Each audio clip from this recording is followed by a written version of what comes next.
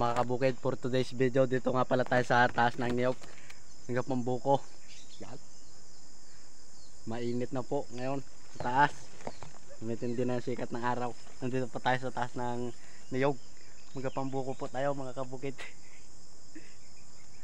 Ngayong tag-init po ay nasarap magpangbuko dito sa amin sa may niyugan sa taas.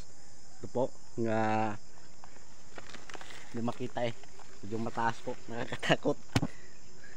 Tapos yung iba nagakon pa lang, bulaklak pa lang yung ibang bulaklak ng niyog. Magpambuko po tayo ngayon, dito po tayo sa taas. Medyo masilaw po at hindi makita yung niyog. Talagang masarap magpambuko ngayon, tag summer na kasi, kaya masarap talaga, lalo na pag sa tabi ng dagat or ilog. Masarap kumain ng buko mga kabukid. Dito po yan sa amin sa probinsya mga kabukid.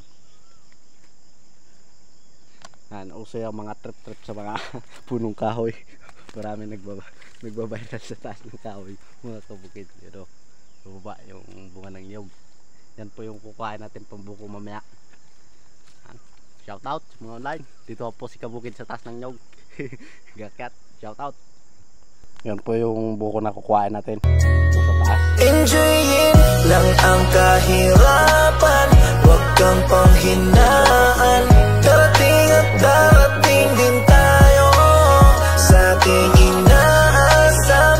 Tuloy lang, Panginoon ay di tayo iiwanan. Magtiwala ka lang, di ka niya iiwanan.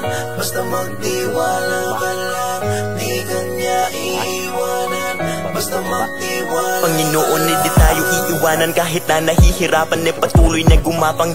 Ituloy mo lang kung anong nasimulan, huwag magkatubili o magalangan. Maniwala sa sarili, umabante at di baling dahan-dahan. Importante, umuusad lang nang walang inaabakan. Danas na ako sa lahat, paghihirap at bigat, makikita sa balat, sa kaliwat ugat, kung paano kataway pinaiyak. Sa bawat pagpatakan merong aral at inspirasyon na tumatak. Dahilan kung ba't patuloy akong nagsusumikap kahit sobra na ang hirap, ay nakangiti pa rin umaharap sa araw.